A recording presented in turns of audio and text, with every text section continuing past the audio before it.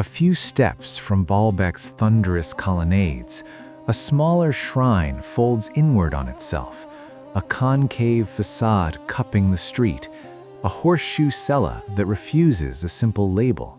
Guidebooks call it the Temple of Venus. Locals know it sits in the shadow of Jupiter's giant terrace. But its curve hints at a different kind of devotion, and its name may be wrong. Here, the blocks are precise, not monstrous. The trilithon belongs to another court, yet the engineering is exacting, like a pocket of Roman craft tuned to a Levantine city's pulse. Was this a place for Aphrodite as Venus, the city's Tyche under her mural crown, or even the Muses gathered in a stone exedra? Later, Ayyubid walls wrapped the precinct, erasing rites while preserving fabric. Recent alignment claims add another layer of certainty and doubt. Follow the curve, and the building begins to speak, if we listen for the right God. Stone in Baalbek announces itself by scale. The great terrace carries its forests of columns like a raised horizon, Jupiter's precinct throwing long shadows across the lower city. But just off the processional line, another façade draws the eye by doing the opposite of grandstanding. It curves inward. People step off the colonnaded street and gather briefly in the shallow recess, then drift along the curve. The street meets a concave mouth of limestone, moldings tightening as if the building were bracing against the flow of people. Behind it, the plan folds into a horseshoe, an exedra wrapped around a compact cella, more embrace than corridor. From above, it reads like a pressed fingerprint rather than a rectangle laid down by decree. The finish is high. The footprint is modest. The standard labels do not quite fit. Its name arrived late. Renaissance visitors, seeing curvature and smallness, filed it under Venus, then guidebooks kept repeating the line. Yet the surviving stones refuse the reassurance of an obvious dedication. No in-place inscription names a patron goddess. The street-facing concavity works like a listening shell, catching voices from the colonnaded avenue and the nymphaeum's water, while the curve inside suggests a congregation gathered around more than a single frontal statue. The shrine sits at the hinge between the Acropolis above and the civic fabric below, an architectural mediator that neither copies the colossal grammar uphill nor the rectangular habits of neighboring halls. That position turns every comparison into a test, not of what the building resembles, but of what it refuses to be. Details complicate the quick story. Clamp holes speak of careful lifting, not colossal leverage. The orders echo the wider complex, but in a tighter key. The stair compresses approach into a pause before the curve. On the blocks, clamp sockets and chisel striations remain visible along drafted margins. Earthquakes have bitten the edges, and fortress walls later grazed past, but enough survives to show intention in the geometry. It is a small building that behaves like a public instrument. The curve holds a purpose the stones do not name. That silence is doing more work than an inscription ever could. Rome did not arrive in Heliopolis to erase gods. It arrived with a habit of translation. Local names, Astarte, Atargatis, city guardians with mural crowns, were rendered into a Latin Greek vocabulary that felt familiar to imperial administrators and settlers. Interpretatio Romana was less a dictionary than a diplomatic practice, and the shrine's curve sits inside that habit. The threshold sits just above the street, reached by a short run of steps. A small sanctuary could host a goddess the region already knew, presented through an imported name that eased her into official calendars and civic benefactions. What remains doesn't point in one direction, but it does start closing doors. Evidence survives in fragments, but its chorus is consistent. Coins from Baalbek's Roman era advertise a crowned Tyche steering the city's fate with rudder and cornucopia. a cult image that fits a public-facing shrine near the civic street. Aphrodite as Venus appears in Levantine contexts with local inflections, drapery loosened, jewelry marked, yet her temples usually keep a standard rectangular grammar. The Muses, 9 when named, gravitate to curved backdrops in exedrae, a plan that doubles as a setting for recitation and song. Statuary bases across Syria name guilds and councils dedicating to Tyche or ensemble cults. None from this platform speaks in place, but the comparanda lean toward communal devotions rather than a single intimate mystery. The building's language adds weight without shouting. A concave façade that collects people and sound, an interior that holds a semicircle as if for a group image, and a scale that suits municipal piety more than private elite display. These are the quiet signatures of a city's self-regard. Stand inside the curve, and speech carries along the stone. A local goddess filtered through Venus, a Tyche who personified Baalbek, or a chorus of muses that made cultural capital into ritual, all sit with the geometry more readily than a solitary love goddess in classic Roman dress. If the dedication hovered among options, practice might have pinned it down. Processions, approach, and the choreography of entry leave traces in how the building was used day to day. Approach begins on the street, not the terrace. A short flight rises to a platform that meets the city's flow head-on, then bows. The facade is a shallow concavity with engaged columns set like ribs, catching sightlines and softening the encounter. The threshold compresses into a pause, then opens into the horseshoe, an exedra clasping a compact cella. Circulation does not simply proceed forward, it bends and gathers, encouraging a semicircle of bodies rather than a single file. The scale invites speech. People step onto the platform, pause at the squeeze of the threshold, then drift along the arc to make room. Clap once inside the curve, and the sound answers back, a minor architecture acting as an amplifier. Its fabric is careful. Courses run in modest blocks, drafted margins tight, joints keyed with iron clamps, now gone to rust stains. The profiles are kin to the upper complex, Corinthian capitals with crisp abaci, a familiar cyma on the cornice, but here the vocabulary is learned in a smaller room. Where Jupiter's precinct solves the problem of impossible stones, this shrine solves the problem of precise curvature. The geometry is a segment of a circle, trued across elevation and plan, an elegance achieved with templates, plumb, and patient masons, rather than cranes and capstans. In the city's calendar, the building sits on a route between the Acropolis above and fountains and markets below. Processions could turn into the curve, deposit offerings, address the ensemble within, then spill back to the street. The plan tolerates traffic without losing the focus of a gathered face. If a group cult stood here, Tyche at center, Muses in chorus, or a local goddess framed by attendants, the space can hold a central figure with companions as readily as an ensemble. Lately, compasses and software have been pointed at the doorway. Some argue that the axis answers a date on the sun's path. Others note the hill's horizon and the slack such measures require. Alignments promise certainty.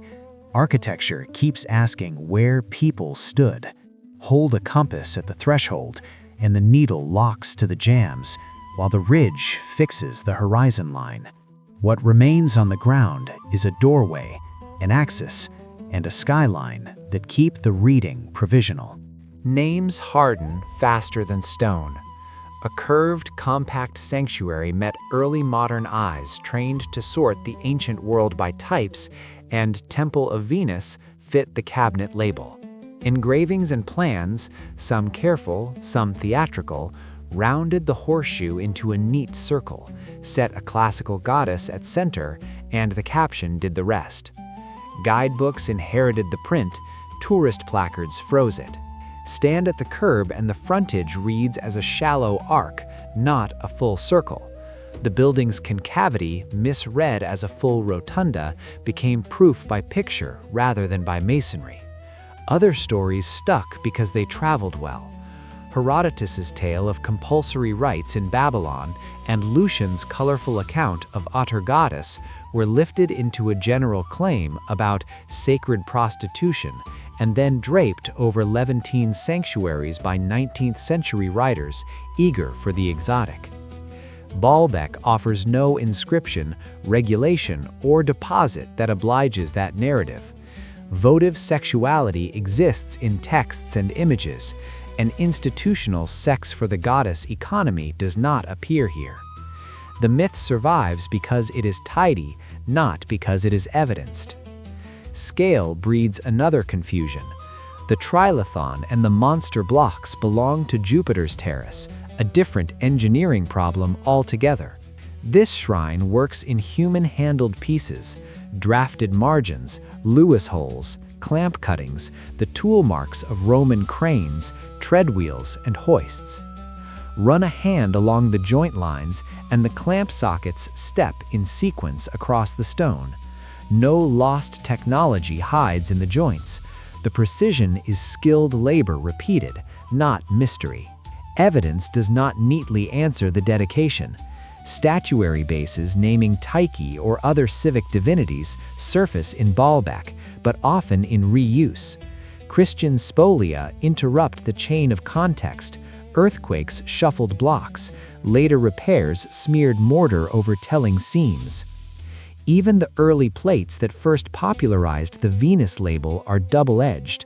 They recorded profiles and orders with care, then corrected the plan to match expectations. What remains is a tangle of confident captions and reluctant stones. Later centuries pressed on the curve, war work and faith work that, by accident, kept it. Ritual ebbed before stone did. In late antiquity, the curve received Christian fittings. Thresholds narrowed, an axis reoriented toward a modest apse, and fragments of pagan cornices reset as sanctuary trim. A chapel name clung to it in memory. Saints substitute neatly for goddesses, and the exedra's embrace made an easy choir. Statuary bases were flipped or shaved to blank their dedications. Reliefs were tucked face in as masonry.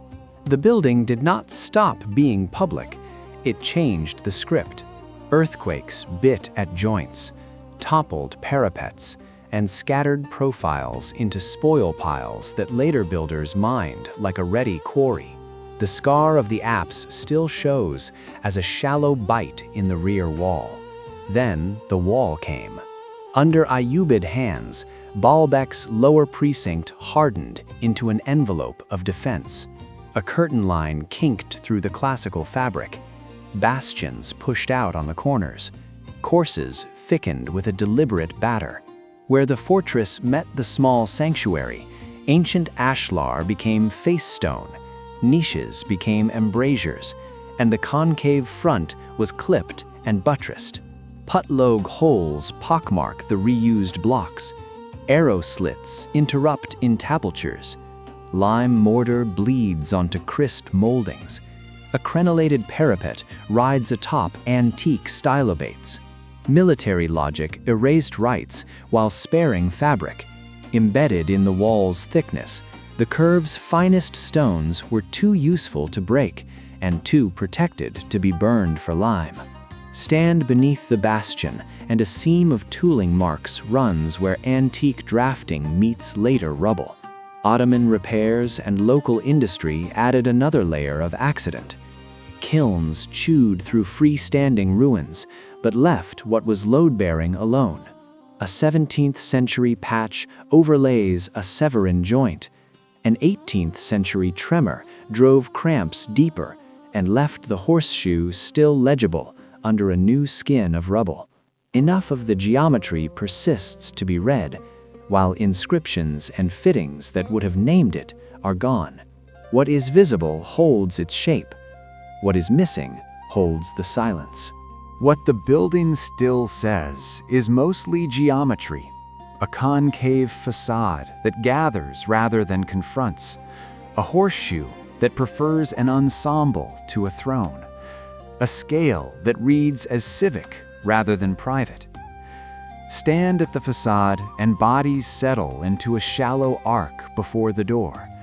None of that names a goddess, but it narrows the field. A city's Tyche, mural-crowned, cornucopia in hand, fits the public posture. A local goddess read through Venus makes sense in a place where Roman calendars learned Levantine rhythms. The Muses belong wherever a curve becomes a backdrop and words need an audience. The stones offer probabilities, not verdicts, and their silence is the point. The dedication sits closer to practice than to titles. Modern instruments do not banish doubt so much as measure it. Axes and azimuths yield numbers that can be graphed against solstices or feast days, but horizon height, later rotations, and missing portals wobble the result. Stand at the threshold, and the ridge fills the view between the jambs. A convincing alignment would fold ritual time into space. A near miss tells us that processions and civic life mattered more than astronomical theatrics.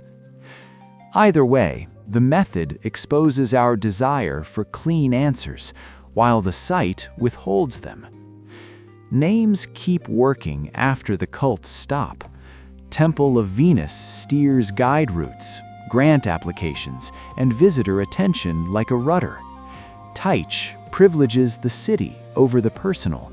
Muses invite culture ministries to listen. On site maps and placards, the caption sits beside an arrow pointing to the curve. Labels move money and meaning. They also calcify thinking, which is why the curve is valuable.